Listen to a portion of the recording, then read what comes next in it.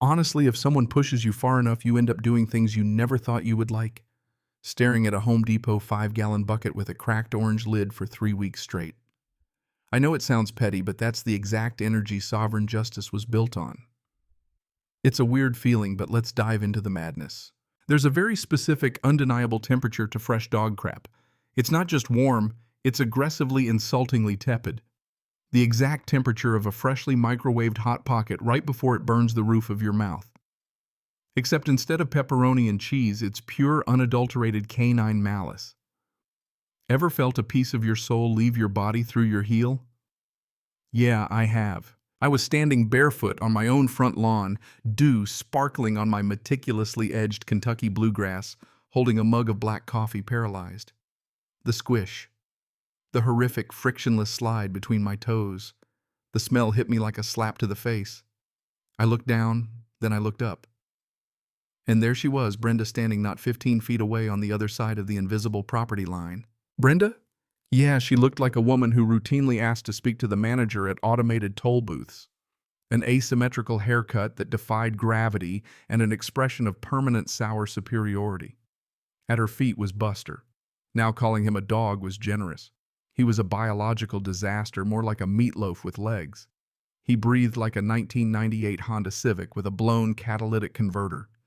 And there she was, sipping from a mug of herbal tea, not looking away, not apologizing, just watching me scrape my heel against the concrete curb like I was trying to put out a fire. "Hey, Brenda," I called out, trying to keep my voice steady, trying to be the bigger person despite having a biohazard stuck to my skin. Looks like Buster left a little present on my side of the line. She lowered her mug, smiled. But it wasn't a real smile, more like the kind that made you want to burn your house down and start over. "Oh, I don't think so," she said, dripping with weaponized condescension. "Buster has a very sensitive stomach. He only goes on our property." A stray, a stray, a stray wandering through a gated, heavily monitored suburban subdivision in America, leaving a perfectly geometric pile of crap right on my grass. "Right, Brenda," I said. "He's literally finishing his squat right now." I pointed at the wheezing pug who was dragging his hindquarters across my pristine fescue. "Well, you really shouldn't walk barefoot outside," Brenda snapped, turning her back to me. "It's unsanitary." She waddled back into her house, Buster trailing behind her, leaving me alone with the crushing realization that peace was no longer an option. War had been declared, and the first shot fired was biological. My lawn had been violated. But to understand the gravity of the situation, you have to understand the battlefield. My lawn isn't just grass, it's my sanctuary. I aerate, overseed, test the soil pH like a mad scientist. But Brenda had her roses. Right on the property line, so close they practically leaned over the invisible border, was a row of 12 heritage roses. These weren't just flowers to her. They were her children. She talked to them.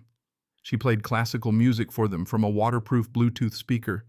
She dusted them with a tiny feather duster. They were prize-winning, arrogant, obnoxious shrubs and the pride of her existence. For the next 3 days, I didn't confront her. I watched. I set up my Ring camera, calibrated the motion sensor, and studied her tactics. It wasn't an accident. Every morning at exactly 6:15 a.m., Brenda would let Buster out, guiding him gently away from her pristine mulch and directly onto my grass. It was a calculated daily biological assault on my turf. She was using my lawn as her personal landfill. I thought about poisoning the roses. But I'm not a monster, and more importantly, I'm not an idiot. Poisoning plants across a property line. That's a crime. It's vandalism, destruction of property, civil suit open and shut. No, I needed something better, something bulletproof. On day 4, I marched over to her house armed with a tablet loaded with 1080p crystal clear footage of Buster doing his business. I knocked on her door. She answered, looking annoyed. "Brenda, we need to talk about Buster," I said, holding up the tablet. "I have him on camera every morning, 3 days in a row." She didn't even flinch. She squinted at the screen and sighed. "That could be any pug," she said. I stared at her, dumbfounded. "Brenda, he's wearing a custom rhinestone collar that says Buster in the video. You can see the rhinestones catching the morning light." "Are you harassing a single woman?" she demanded, her voice rising an octave. Because if you don't step off my porch right now, I'm calling the police. Call them, I said. She did. And that's how I met Officer Miller. Officer Miller rolled up in his cruiser looking like a man 30 seconds away from retirement and deeply regretting every life choice that had led him to responding to a neighborhood dispute at 7 a.m. on a Tuesday. What seems to be the problem here? Miller asked, sounding physically pained by the mere act of speaking. And Brenda immediately launched into an Oscar-worthy performance. Officer, this man is threatening me. He came onto my property, shoved a camera in my face, and is harassing my dog. Miller looked at me deadpan. Sir, did you threaten her? I threatened to hand her a plastic bag, I said, crossing my arms. Her dog uses my lawn as a toilet every morning. I showed her the footage. Miller sighed heavily, a sound that conveyed decades of dealing with suburban absurdity. He looked at Brenda. Ma'am, is your dog pooping on his lawn? Buster is a good boy, she deflected. And even if he did, it's just nature. This man is a psycho. He's obsessed with his grass. Miller pulled out a small notepad, looked at it, and shoved it back into his pocket without writing anything down. Look, folks, this is a civil issue. I can't arrest a dog. I can't arrest a homeowner over dog feces unless it's a designated public health hazard, which this isn't. Sir, you can sue her in small claims court for lawn damage. Ma'am, keep your dog on a leash. Have a nice day. He turned and walked back to his cruiser. Brenda looked at me, gave me that slow, victorious smirk, and went back inside. That smirk? Yeah, that's what did it. That little twist of her lips. It hit me like a freight train. If the law wouldn't protect my lawn, the law of nature absolutely would. If it was a civil issue, then I needed to get civil. And by civil, I meant wildly creatively destructive, but within the absolute strict confines of local municipal code. How do you legally ruin a rose garden without crossing the property line? You don't poison them. You feed them aggressively. I drove to Home Depot and bought a heavy-duty bright orange 5-gallon bucket with a lid. It had a small crack near the rim, perfect for off-gassing. For the next 2 weeks, I became a ninja of feces. Every morning after Brenda and Buster completed their ritual, I went out with a towel. I didn't throw it away. I collected it. I scraped every last microscopic particle of Buster's biological warfare off my grass and deposited it into the orange bucket behind my shed. But I needed a delivery mechanism. Throwing it back over the fence illegal. Illegal dumping and trespass. I needed plausible deniability. I needed an irrigation system.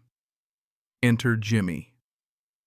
Jimmy was a local landscape contractor who ran his business entirely out of the cab of a lifted F-250. He drank 4 energy drinks before noon and communicated mostly in grunts and wildly optimistic estimates. I hired him to install a custom high-pressure boundary-focused drip irrigation system.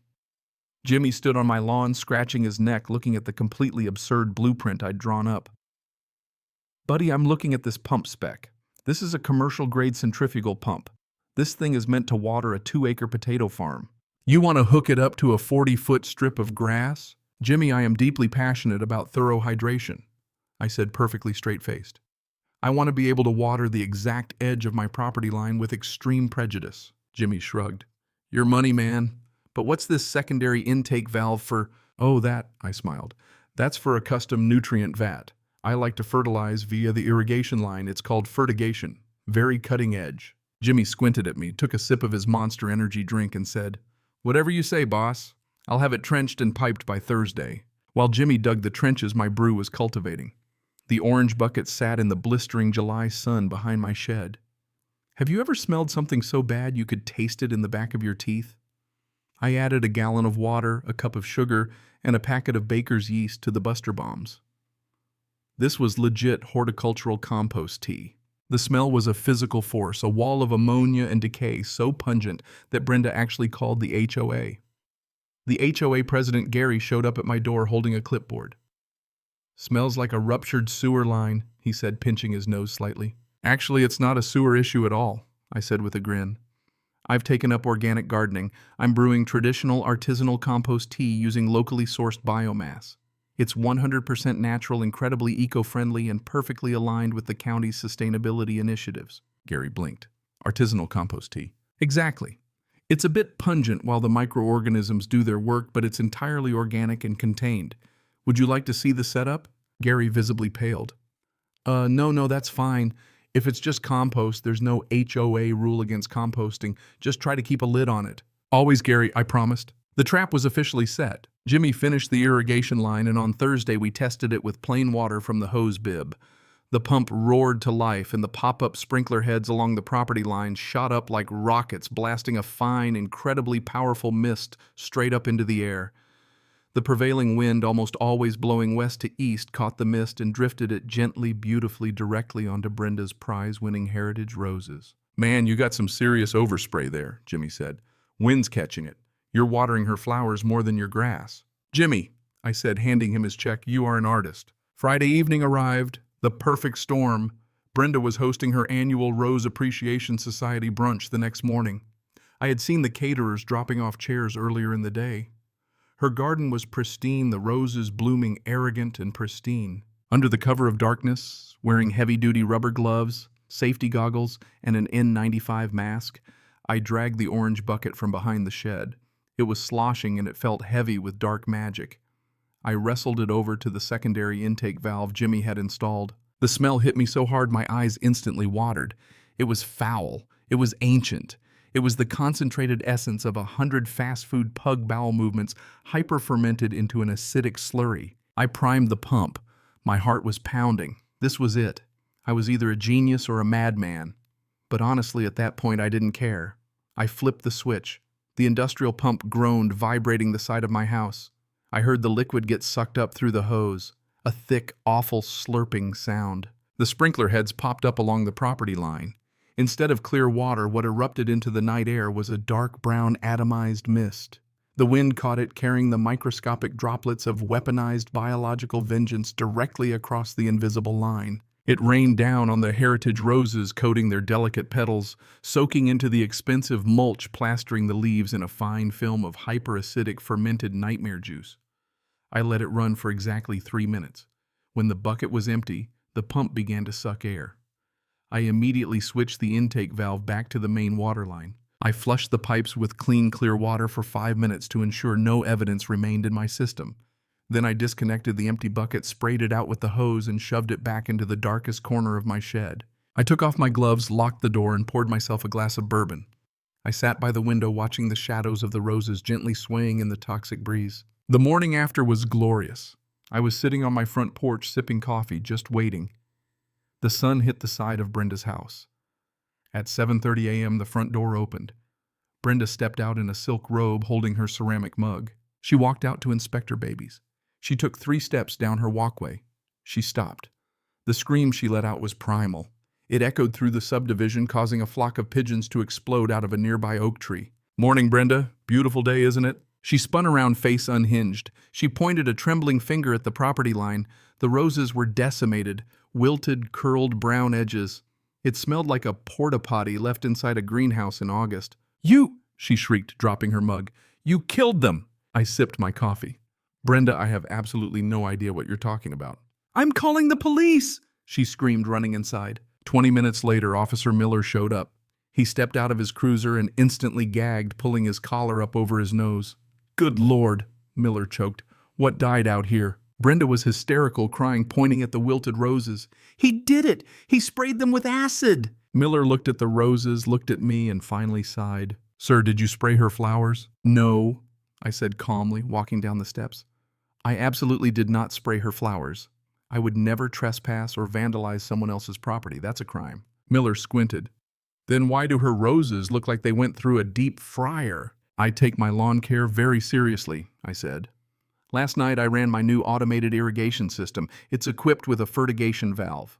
I was applying an organic, locally sourced RTO, heavily fermented compost tea to my grass to boost the microbial health of the soil." Brenda gasped. "It smells like feces."